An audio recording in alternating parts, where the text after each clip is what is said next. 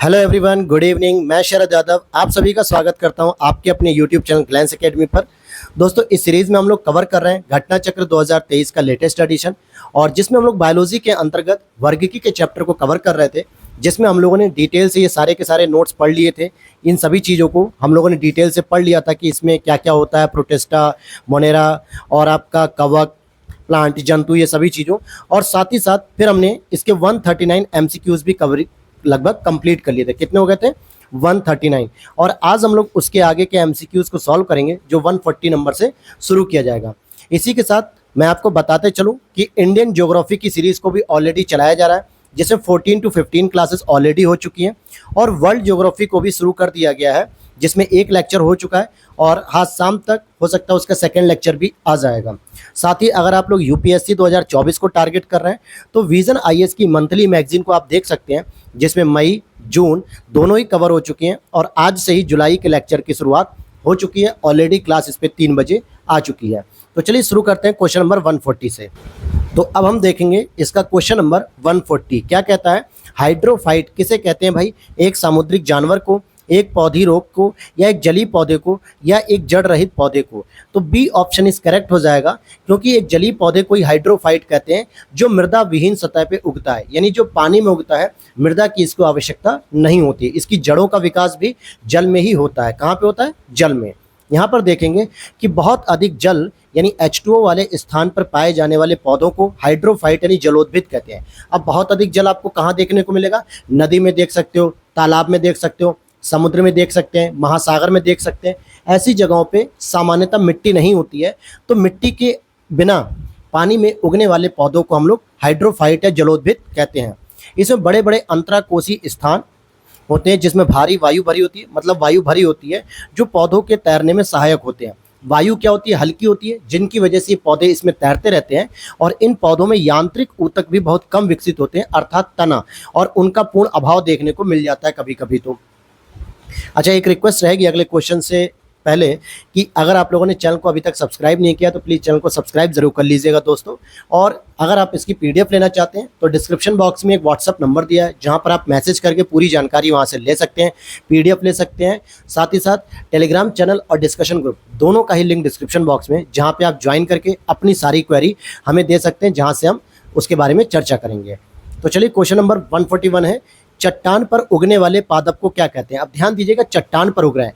चट्टान एक तरीके से मृदा का रूप तो नहीं होता है, क्योंकि चट्टान के जब क्षरण होते हैं तो उसमें कई सारे भौतिक कारकों की वजह से मृदा का निर्माण होता है, लेकिन चट्टान मुख्य रूप से पत्थर होती है एक तरीके से। तो अधिपादप, मरुदभिद, लवणभिद या शैलोदभिद। अब शैल मतलब क्या होता है? चट्टान होती है, तो इस पे उगने वाले पौधों को हम शैलोदभिद कहते हैं। अगले प्रश्न को देखते हैं 142, जो कि आरओ 2017 का क्वेश्चन है। और अगर आप आरओ 2023 दे रहे हैं, या यूपीपीएससी 2024 या बीपीएससी दे रहे हैं, तो उसके लिए रिपीटेड प्रश्न बहुत सारे इसमें दिए होते हैं, तो साथ ही साथ इसको जरूर कवर करिएगा। और इसके शॉर्ट नोट्स कैसे बनाएं, इसके लिए भी वीडियो ऑलरेडी हमारे चैनल पर है, जिसका लिंक डिस्क्रिप्शन बॉक्स में मैं लगा दूंगा। आप उसे जरूर देखिएगा कि घटना चक्र के शॉर्ट नोट्स कैसे बनाएं। तो क्वेश्चन है आपका, निम्नलिखित में से कौन सा युग्म सही सुमेलित नहीं है? यहाँ पे पूछा जा रहा है कौन सा युग्म सही सुमेलित नहीं है। अमरबेल तना परजीवी होता है, बिल्कुल सही बात है, क्योंकि ये पौधों के रूप में क्या चढ़ता है? तने के रूप में, क्योंकि इसकी जो बेल होती है वो इतनी पतली होती है, जिसकी वजह से ये पौधा स्वतंत्र रूप में खड़ा नहीं हो पाता है, इसलिए इसको एक पेड़ के सहारे की जरूरत होती है। चंदन की बात करेंगे तो जड़ परजीवी है। आर्किड की बात करेंगे तो अधिपादप है, यानी एपीफाइट है।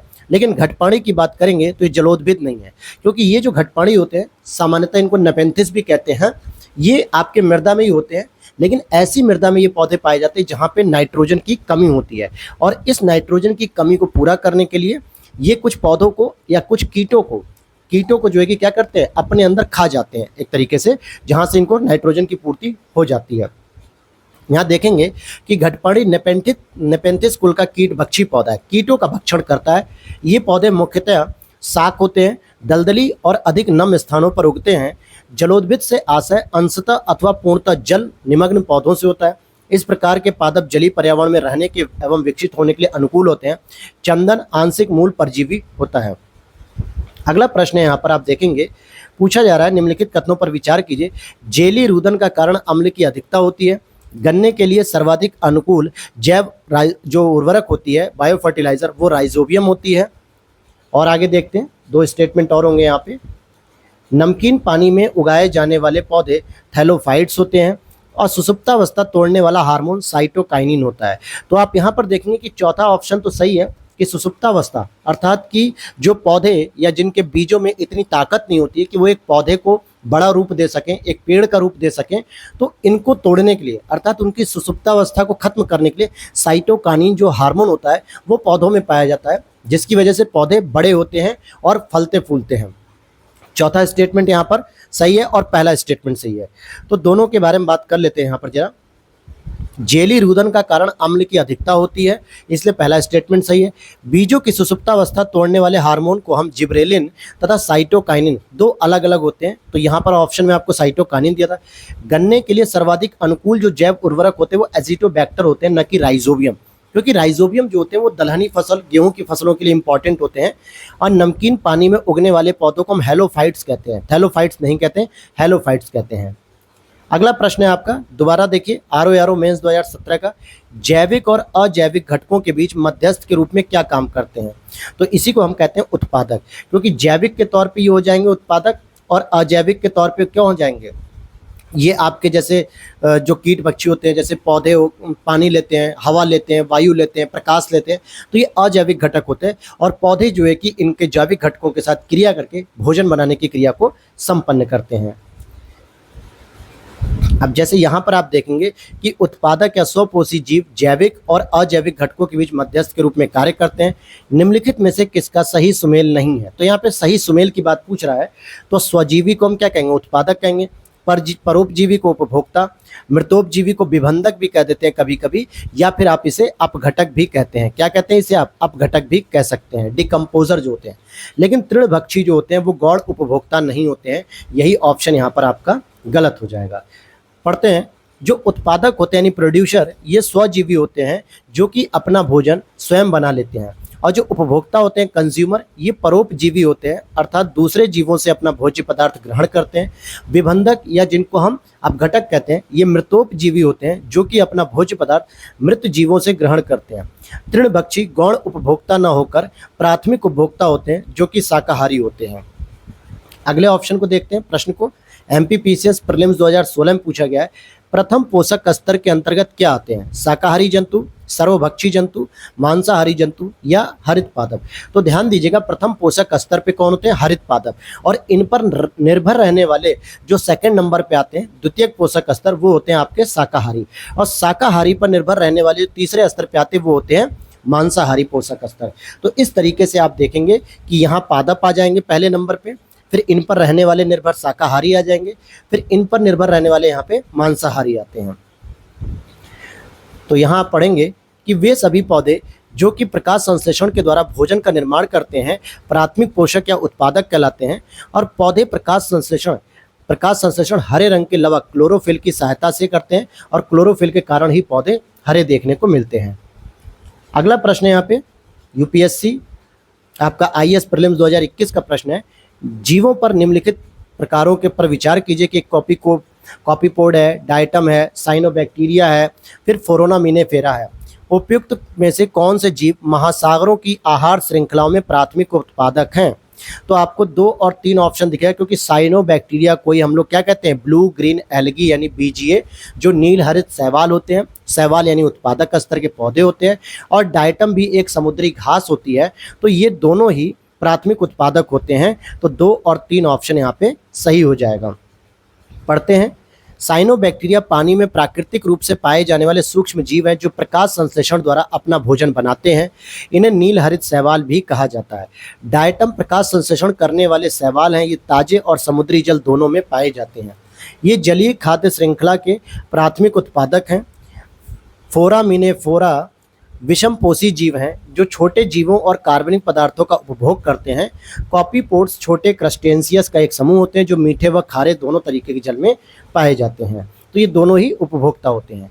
अगला प्रश्न है, जमी हुई झील के अंदर मछली जीवित रहती है क्योंकि तलों के निकट पानी नहीं जमता है। दोस्तों मान लीजिए मैं यहाँ पर एक तालाब बनाता हूँ एक इस तरीके का, और यहाँ पे सब पानी भरा हुआ है, ठीक है, यहाँ पे पानी भरा है, लेकिन अत्यधिक ठंडी पड़ने पर या टेम्परेचर अगर माइनस में चला जाता तो सामान्यतः यहाँ ऊपर की लेयर में यहाँ ऊपर की लेयर में क्या होता है, बर्फ जम जाती है, मान लीजिए, ठीक है, यहाँ बर्फ जम जाती है। लेकिन ऐसा कभी नहीं होता है कि नीचे की तली में भी पानी जम जाए, क्योंकि नीचे की तली का पानी कभी भी माइनस में नहीं जाता है, इसीलिए यहाँ पर पानी द्रव अवस्था में रहता है और इसमें रहने वाले जीव जंतु सुरक्षित रहते हैं, जीवित रहते हैं।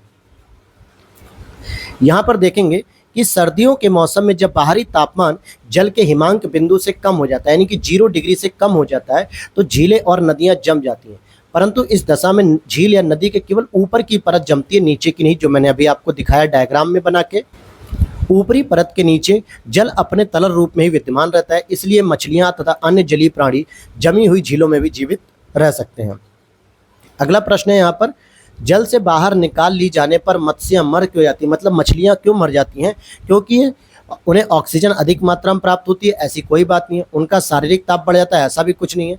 वे श्वास नहीं ले पाती, सिंपल सी बात है, श्वास के बिना वो मर जाएंगी, क्योंकि जो उनके गलफड़े होते हैं, गिलफड़े या गिल्स कहते हैं, उनमें वो पानी को छान के जो है कि पानी से ऑक्सीजन की मात्रा को लेती हैं। लेकिन जब आप पानी से बाहर निकाल देंगी तो वायु जो है कि रिसीव नहीं कर पाएंगे, यानी ऑक्सीजन नहीं ले पाएंगे। क्यों? क्योंकि उनके पास फेफड़े नहीं हैं, गलफड़े हैं, जो पानी से फिल्टर करके ऑक्सीजन लेती है, न कि स्वतंत्र वायु से। इसलिए यहाँ पर ये सी हो जाएगा।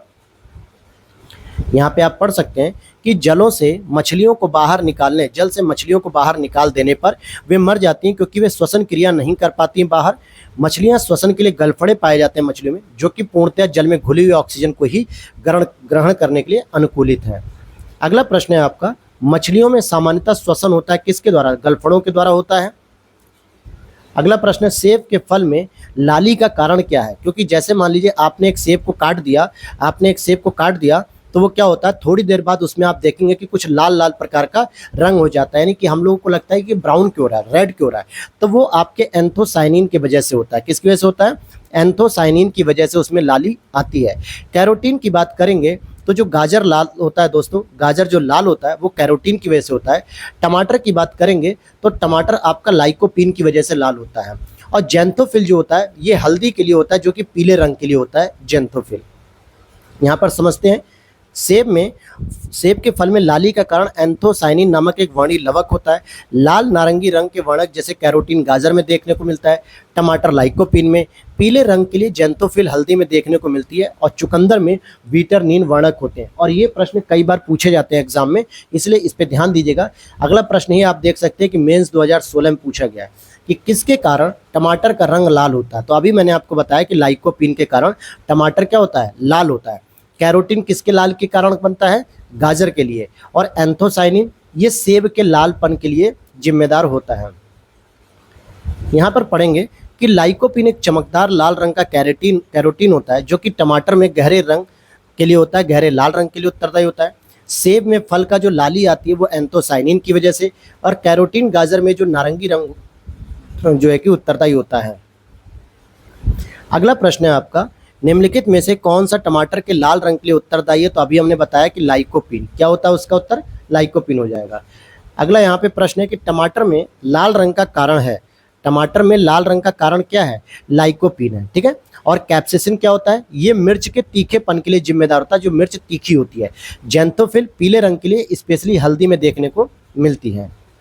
अगले प्रश्न को देखते हैं, पपीते में पीले रंग का कारण क्या हो सकता है? तो अब यहाँ पे देखिएगा जेंथोफिल नहीं होगा, जेंथोफिल केवल हल्दी के लिए होता है, लेकिन पपीता जो पीला होता है वो कैरिका जेंथिन की वजह से होता है। लाइकोपिन क्या होता है? मैंने अभी बताया टमाटर में। कैरोटीन किस में होता है? गाजर में होता है। तो ये सब देखिए बार बार रिपीट होते हैं ऑप्शन। आयोग भी क्या करता है? इन्हीं ऑप्शन को बार बार रिपीट करता है, इसीलिए आपको ये सारे मेन फैक्ट प्रीलिम्स के लिए जरूरी हैं पता होने। अगर आरओ और यूपीपीसीएस निकालना है, बीपीएससी निकालना है, तो आपको इनके रिवीजन करने होंगे घटना चक्र के। और जिसकी पीडीएफ भी अगर आप चाहते हैं तो डिस्क्रिप्शन बॉक्स में मैसेज नंबर दिया है व्हाट्सअप, वहाँ से आप ले सकते हैं। और जल्दी ही मैं अपने घटना चक्र के शॉर्ट नोट्स की भी आपको स्टडी कराऊंगा, लेकिन अभी वो तैयार किए जा रहे हैं, उसमें कुछ समय लगेगा, लेकिन तब तक आपको इसी से पढ़ना है। तो समझते हैं इसको कि पपीते का वानस्पतिक नाम होता है कैरिका पपाया। इसमें कैरोटीन प्रचुर मात्रा में पाया जाता है, लेकिन इसकी वजह से ये रंग इसका लाल नहीं होता है, जो कि विटामिन ए का प्रिकर्सर होता है। इसमें उपस्थित पपैन एंजाइम प्रोटीन के पाचन में सहायक होता है, और पपीते में उपस्थित कैरिका जेंथिन वर्णक के कारण इसका रंग पीला होता है। तो अब आप देखेंगे कि कैरोटीन हो गया, पपैन हो गया, कैरिका जेंथिन हो गया, ये तीनों ही ये तीनों ही पपीते से संबंधित थे, इसीलिए एग्जामिनर ने आपको ऑप्शन भी इस तरीके से दिया था कि आप कंफ्यूज हो सकें। आईएएस प्री 2016 का प्रश्न है, हाल ही में हमारे वैज्ञानिकों ने केले के पौधे की एक नई और भिन्न जाति खोजी है जिसकी ऊंचाई लगभग 11 मीटर तक जाती है। उसके फल का गूदा नारंगी रंग का होता है। यह भारत के किस भाग में खोजी गई है? तो ये पूछा जा रहा है आपका, तो ए ऑप्शन हो जाएगा, अंडमान द्वीप पर खोजी गई है। कहाँ खोजी गई है? अंडमान द्वीप पर। तो इसको पढ़ते हैं जरा।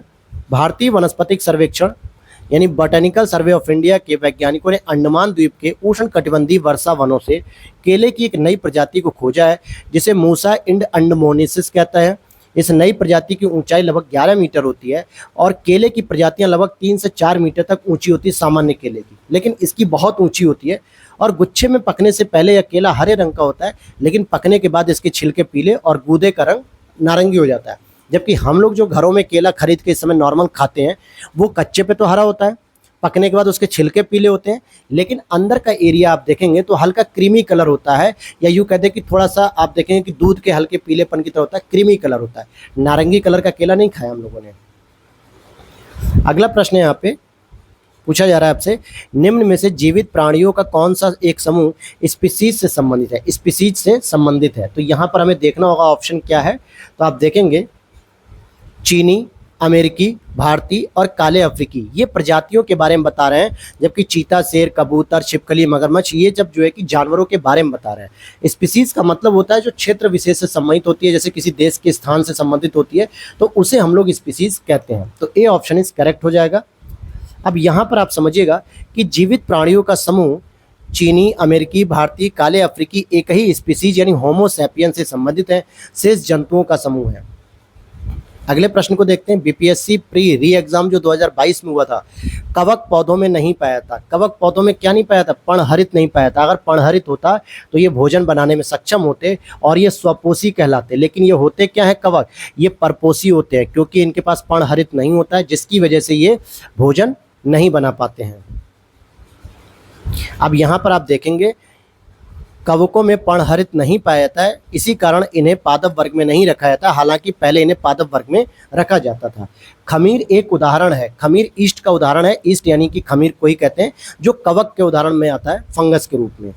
यहाँ पे देखिए, ईस्ट हो गया, मशरूम हो गया, फफूद अर्थात कवक है। ये पर्णहरिम रहित तथा संवहन ऊतक रहित होते हैं, जो कि भोजन के लिए दूसरों पर निर्भर रहते हैं। ईस्ट एस्कमोमाइसिस कुल का होता है, जबकि मशरूम जो होता है बेसिडियोमाइसिटिस कुल का होता है। अगला प्रश्न है यहाँ पे, ईस्ट और मशरूम है क्या है दोस्तों? ये फंगस है, यानी कि फंजाई जिसको हम लोग कहते हैं, सी ऑप्शन। अगला प्रश्न है, मशरूम क्या है? पौधा है, कवक है? जी हाँ, कवक है, बिल्कुल सही है, ए ऑप्शन करेक्ट हो जाएगा, मशरूम आपका कवक है। अगले प्रश्न को देखते हैं।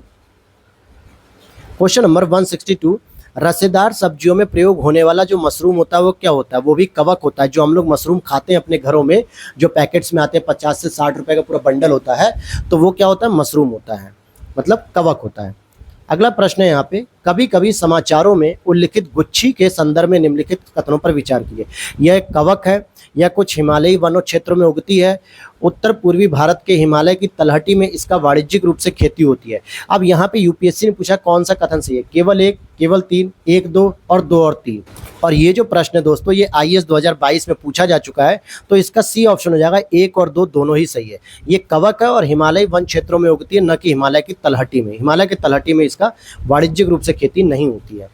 गुच्छी है वो एक कवक है जिसे दुनिया में सबसे महंगे मशरूमों में से एक माना जाता है, यानी कि बहुत ही महंगे मशरूम कहलाते हैं। इन्हें सामान्यतः मोरेल मशरूम भी कहते हैं। जो हम लोग खाते हैं सफ़ेद रंग के मशरूम, वो इनसे बहुत अलग हैं।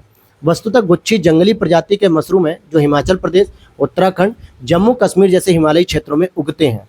गुच्छी उत्तर पूर्वी हिमालय की तलहटी में नहीं पाया जाता है और साथ ही इनकी वाणिज्यिक खेती भी नहीं की जाती, इसलिए तीसरा स्टेटमेंट गलत था।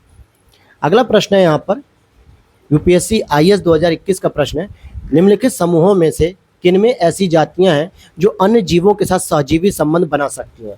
कवक हो गया, आदि जंतु हो गई और नाइडेरिया हो गया। अब यहाँ पर आपको देखना है कि क्या प्रोटोजोआ कभी भी सहजीवी संबंध बनाता है कि नहीं? कवक तो बनाता है, कवक बिल्कुल बनाता है, लेकिन आप ये देखिए कि नाइडेरिया बनाता है कि नहीं। इसीलिए इसका उत्तर दिया हुआ है डी, यानी 1, 2, 3 तीनों ही आपका क्या करते हैं? सहजीवी संबंध बनाते हैं। तो अब यहाँ पर आप डिटेल से समझ पाएंगे इसके लिए कि सहजीविता दो या दो से अधिक प्रजातियों के सदस्यों के मध्य सहजीवी संबंध है। जैसे पति और पत्नी क्या है, एक दूसरे पर निर्भर है, इसलिए यहाँ पर एक सहजीविता का संबंध देखने को मिलता है। या दो दोस्त जो आपस में किसी एग्जाम की तैयारी कर रहा हो, तैयारी करने में जो एक दूसरे का सहयोग करते हैं, वो भी सहजीविता होती है। तो नाइडेरिया समूह के सदस्य का डाइनोफ्लैजिल जो होता है शैवाल के साथ सहजीवी संबंध होता है, और लाइकेन शैवाल और कवक से जुड़े सहजीवी संबंध को प्रदर्शित करते हैं। प्रोटोजोआ का सहजीवी संबंध जैसे बैक्टीरिया, साइनोबैक्टीरिया के साथ पाया जाता है। कवक मूल कवकों और उच्चतर पादपों की जड़ों के मध्य उपयोगी प्रकार्य सहचर्य यानी फंक्शनल एसोसिएशन है, जिससे वे एक दूसरे से लाभान्वित होते हैं। क्योंकि माइकोराइजा क्या करते हैं, माइकोराइजा कवक है जो एक दूसरे को लाभ की स्थिति में रखते हैं, और इनमें कवक मृदा से खनिज लवण तथा जल को सोखकर उच्च स्तरीय पादपों को पहुंचाता है, जबकि उच्च स्तरीय पौधा बदले में भोज्य पदार्थ तैयार कर कवकों को उपलब्ध कराता है। तो कवक क्या करता है, मृदा से जल वगैरह लवण वगैरह पादपों तक पहुंचाता है, और पादप क्या करते हैं, भोजन बना के कवकों को पहुंचाते हैं। तो इसी को हम कहते हैं सहजीविता का संबंध। अब अगला प्रश्न देखते हैं, निम्नलिखित में से कौन सा एक कवकों और उच्चतर पादपों की जड़ों के बीच उपयोगी प्रकार्यात्मक सहचर्य है। तो कवक मूल, जिसको हम लोग क्या कहते हैं इंग्लिश में माइकोराइजा कहते हैं, ये इंपॉर्टेंट है यहाँ पर। अगला प्रश्न है यहाँ पर, यूपी बीओ जो एग्जाम हुआ था 2019 का कोविड के दौरान, तो माइकोराइजा एक सहजीवी संबंध है, किसके बीच का है भाई माइकोराइजा, तो कवक और पौधों के मध्य का है। जबकि शैवाल और कवक के बीच का किसका संबंध हो जाएगा, तो ये लाइकेन का होता है। ठीक है, शैवाल और कवक के मध्य लाइकेन होता है, कवक और पौधों के मध्य माइकोराइजा होता है। अगला प्रश्न है यहाँ पर, लाइकेन जो एक नग्न चट्टान पर भी पारिस्थितिकी अनुक्रम को प्रारंभ करने में सक्षम है, वास्तव में किनके सहजीवी साहचर्य हैं। तो मैंने अभी बताया कि लाइकेन शैवाल और कवकों के मध्य पाए जाते हैं, शैवाल और कवकों के मध्य। लाइकेन निम्न श्रेणी की एक ऐसी छोटी वनस्पतियों का एक समूह है जो विभिन्न प्रकार के आधारों पर उगे हुए होते हैं। इन आधारों में वृक्षों की पत्तियां एवं छाल, प्राचीन दीवारें, भूतल, चट्टान, शिलाएं मुख्य हैं। वास्तव में लाइकेन दो पूर्णतः भिन्न वनस्पतियों से बना एक द्वैध पादप होता है, जिसमें एक ओर शैवाल होते हैं और दूसरे ओर कवक होते हैं। अगले प्रश्न को देखते हैं, लाइकेन मिश्रित जीव हैं जो बने होते हैं किसके, कवक और शैवालों के बने होते हैं। किसके बने होते हैं, कवक और शैवालों के बने होते हैं। अगला प्रश्न है आपका, शैवाल और कवक मिलने से लाइकेन बनता है, जिसे हम लोग क्या कहते हैं, सामान्यतः कहते हैं म्यूचुअलिज्म, यानी म्यूचुअलिज्म जो होता है ना, उसी चीज को कहा जाता है। शैवाल और कवक के मिलने से लाइकेन बनता है, जिसे हम म्यूचुअलिज्म कहते हैं। शैवाल तथा कवक दोनों ही समान रूप से लाभान्वित होते हैं। इसमें शैवाल कार्बनिक पदार्थों का संश्लेषण करते हैं जो स्वयं तथा जो कवकी घटक के लिए पर्याप्त होता है, और कार्बनिक भोजन के बदले में कवकी घटक शैवाल को जल और खनिज उपलब्ध कराते हैं। अगला प्रश्न है यहाँ पे, फलीदार पादपों की जड़ों में उपस्थित गांठों में पाए जाने वाले नत्रजन स्थिरीकरण जीवाणु क्या होते हैं। ये सहजीवी कहलाते हैं। क्या कहलाते हैं, सहजीवी। पढ़ते हैं इसको, फलीदार पादपों की जड़ों में मौजूद जो गांठें होती हैं, जो नॉट्स होते हैं, उनमें पाए जाने वाले विशेष जीवाणु जिनको हम राइजोबियम कहते हैं, यह सहजीविता का जीवन यापन करते हैं। जहां एक और ये जीवाणु नाइट्रोजन यौगिकीकरण के द्वारा नाइट्रोजन को नाइट्रेट में बदल के पौधों को उपलब्ध कराते हैं, क्योंकि पौधों को जो नाइट्रेट होता है वो नाइट्रोजन के फॉर्म में डायरेक्ट नहीं मिलता है। वहीं पर दूसरी ओर यह फलीदार पौधा इन्हें आवास और भोजन उपलब्ध कराता है। तो दोनों का संबंध आपस में म्यूचुअल है। कपास का प्रमुख घटक क्या होता है, तो सेल्यूलोज होता है। सेल्यूलोज के रूप में जो है कि हमें कपास की प्राप्ति होती है। यहाँ पर आप देखेंगे कि कपास का प्रमुख रासायनिक घटक सेल्यूलोज है, जिसकी मात्रा 91 to 94% होती है, जिसमें जल लगभग 6 से 8% और सूक्ष्म मात्रा में वसा, प्रोटीन, प्रोटोप्लाज्म, खनिज लवण आदि पाए जाते हैं। नोस्कापीन किससे प्राप्त होता है, तो नोस्कापीन पोस्ता यानी कि पॉपी से प्राप्त होता है, जो कि एक तरीके से अफीम के रूप में जाना जाता है। हीरोइन प्राप्त होती है, तो हीरोइन आपको अफीम पोस्ता से प्राप्त होती है। हीरोइन अफीम पोस्ता से प्राप्त की जाती है। यह सफ़ेद रंग का एक पाउडर होता है जो अफीम पोस्ता से प्राप्त मॉर्फिन के संश्लेषण से बनाया जाता है। किसके संश्लेषण से बनाया जाता है, मॉर्फिन के। और मॉर्फिन किससे प्राप्त होती है, तो ये फल से प्राप्त होती है। ये फल से प्राप्त होती है, तो इसको पढ़ लेते हैं भाई। मॉर्फिन पोस्ता वैज्ञानिक नाम पेपेवर सोमनीफेरम होता है। अपरिपक्व फल यानी कि जो अभी पूरी तरीके से पके नहीं है, उनसे प्राप्त की जाती है। पोस्ता का पौधा एक आवृत बीजी पादप होता है, जिससे अफीम तथा हीरोइन भी प्राप्त होती है। मॉर्फिन शब्द की उत्पत्ति मार्फियस से हुई है, और इसका उपयोग दर्द निवारक औषधि तथा निद्रा कारक के रूप में किया जाता है। मॉर्फिन का सीधा प्रभाव केंद्रीय तंत्रिका तंत्र, सेंट्रल नर्वस सिस्टम पर पड़ता है हमारे। अगला प्रश्न है यहाँ पे, अफीम प्राप्त किया जाता है तो किससे प्राप्त होता है? बिना पके फल के लेटेक्स से, मतलब जो दूध होता है एक तरीके से लेटेक्स, उससे प्राप्त होता है। अफीम के पौधे के दूध को सुखाकर बनाया गया पदार्थ होता है ये। अफीम का दूध निकालने के लिए उसके कच्चे अपरिपक्व फल में एक चीरा लगाया जाता है, जिससे इसका दूध निकलने लगता है, और जो निकलकर सूख जाता है तो उसी के द्वारा पाउडर बनाया जाता है इसका अफीम का। अगला प्रश्न है, अफीम पोस्ता पौधे के किस भाग से प्राप्त होता है? तो ये अधपके फल से प्राप्त होता है। किससे प्राप्त होता है? अधपके फल या कच्चे फल से भी कह सकते हो। अफीम का मुख्य अवयव क्या है? तो इसमें मॉर्फिन पाई जाती है, मॉर्फिन पाई जाती है। और बात करें अगर हम पेपेवर सोमनीफेरम पेपेवेरेसी कुल का एक पौधा होता है। इसके अपरिपक्व कैप्सूल के दूधीय लेटेक्स से अफीम अर्थात ओपियम प्राप्त होता है। और अफीम के से अनेक एल्कलाइड जैसे मार्फिन, कोडीन, पेपेवेरिन आदि प्राप्त किए थे। अफीम में मुख्यतः मार्फिन एक एल्कोलाइड पाया जाता है। अफीम अनेक औषधियों में शांतिकर के रूप में प्रयुक्त की जाती है। अफीम की लत एक हानिकारक होती है, यानी एडिक्शन बहुत बुरा होता है इसका। अगला यहाँ पे प्रश्न है एमपीपीसीएस प्रीलिम्स 2017 का, अफीम का वनस्पतिक नाम क्या है? तो पेपेवर सोमनीफेरम होता है। इसका जो प्राकृतिक वनस्पतिक नाम है वो पेपेवर सोमनीफेरम है। अगला प्रश्न है यहाँ पर 2019 एमपी में पूछा गया है, अफीम किस श्रेणी की दवा के अंतर्गत आता है? तो ये अवसादकारी दवा, जैसे कि अगर कोई व्यक्ति डिप्रेशन में चला गया हो तो उसके लिए दवा के रूप में काम किया जाता है। अफीम अवसादकारी स्वापक औषधि की श्रेणी के अंतर्गत आता है। इससे दर्द निवारक, मॉर्फिन, हेरोइन ड्रग आदि का संश्लेषण हम लोग करते हैं, मतलब इससे किया जाता है। तो ये तो थे आपके वर्गीकी से संबंधित कुछ इंपॉर्टेंट चैप्टर्स के एमसीक्यूज, जो कि टोटल 176 के आसपास हम लोगों ने सॉल्व किए हैं। और अब हम अगले चैप्टर की ओर बढ़ेंगे, कोशिका, जो कि हम नेक्स्ट क्लास में कवर करेंगे। इससे पहले आपके लिए जो होमवर्क रहेगा वो ये होमवर्क रहेगा कि आपको टोटल तीनों क्लासेस को देख के 175 एमसीक्यूज को रिवीजन कर लेना है, और उससे पहले आपने वर्गीकी के चैप्टर को पढ़ा हो। क्योंकि आपने अभी देखा कि चाहे वो आप आरओ का एग्जाम दे रहे हो, या पीसीएस का एग्जाम दे रहे हो, या 69वीं बीपीएससी का दे रहे हो, या राजस्थान का, या एमपी का, हर पेपर में यहाँ से प्रश्न पूछे गए और बार बार वही कुछ लिमिटेड प्रश्नों को ही रिपीट किया जा रहा है। तो ये आपकी जिम्मेदारी बनती है कि आप इन चैप्टर्स को पढ़िए, और ताकि आगे आने वाले प्रश्न आपके गलत नहीं होने चाहिए। तो मिलते हैं नेक्स्ट वीडियो में। Thanks for watching.